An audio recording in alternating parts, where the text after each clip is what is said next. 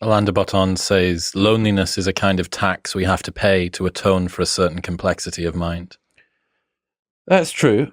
That's true. That's not bad for Alain. Um, uh, yeah, it's true. But that's laid on top of, or there's a magnifying effect or a multiplier here, which is the complexity of mind plus the decision of whether or not to deploy this into the real world. Well, again, that depends on whether or not your first forays were received warmly or not. Seth Godin had this amazing insight where he said, a lot of the time we need support, but only the first time around. That when you start to get some positive reinforcement over time, you can become more boneheaded. You can become more singularly driven. Yes. But the first time can be more difficult to get through. And I think that's true. A more troubling one in a way is the one that the older you get. I'm now in my 40s.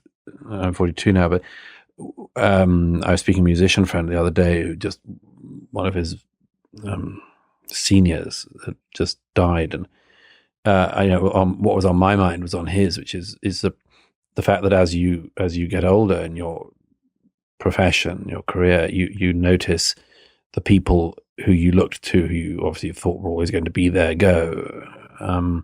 And then, of course, you have the inevitable thing of, oh, hell, that's going to have to be the position that's filled by people of my generation. And there's a responsibility that comes from that. There's also when you're starting off, hopefully you will have, I certainly had, great mentors and people I sought out, really. They didn't just get given to me. I sought them out to help me start off. And, of course, they die off. But then they don't entirely, because that which got you started is you, it becomes carries you. forward within you, yeah. And so it is a sort of eternal process of it's what Tom Stoppard in Arcadia describes. He says at one point something like, he says, the character, the student says to her tutor something like, she says, how can you cope with the fact that all these plays were lost in the library at Alexandria, this number by Aeschylus, this number by that.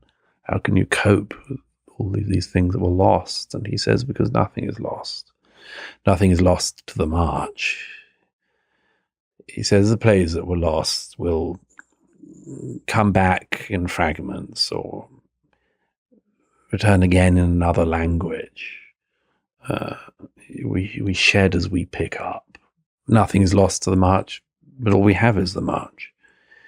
It's a constant process of loss and renewal and discovery and loss and rediscovery again.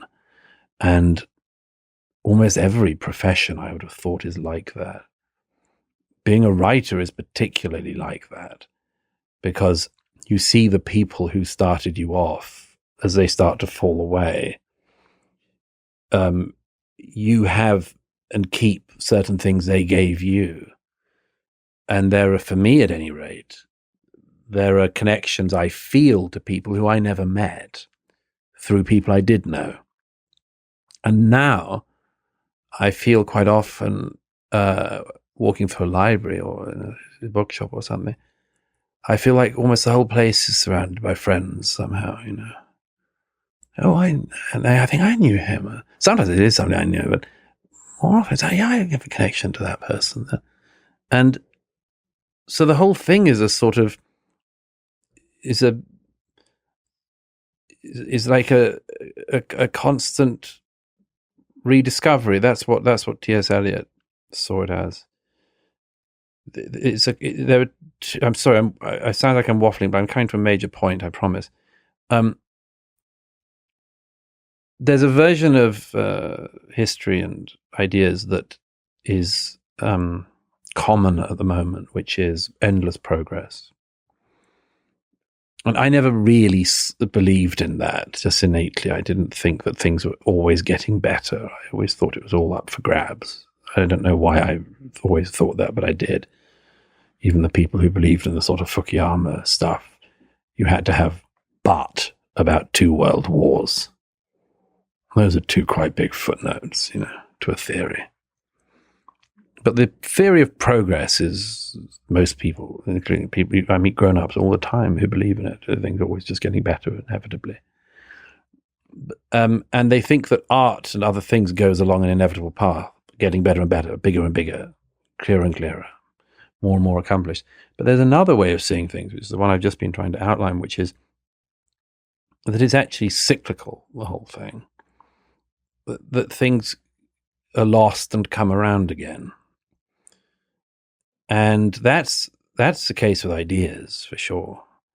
I mean, whole libraries die every day in the heads of people. And they will hopefully be reborn in another head the same day. Goethe says somewhere in one of his poems about the need to recreate that which has been created. And I think that's one of the great noble enterprises, which is to recreate that which has been created, to rediscover that which has been, as Eliot put it, lost and found and lost again and again. And everything's like that. All the time, wisdom is being lost. But hopefully it's being picked up again by someone else. Every time you lose somebody irreplaceable, and they're not replaced, but somebody else steps in. And that's the march. What's happening, people? If you enjoyed that, then press here for the full, unedited episode. And don't forget to subscribe. Peace.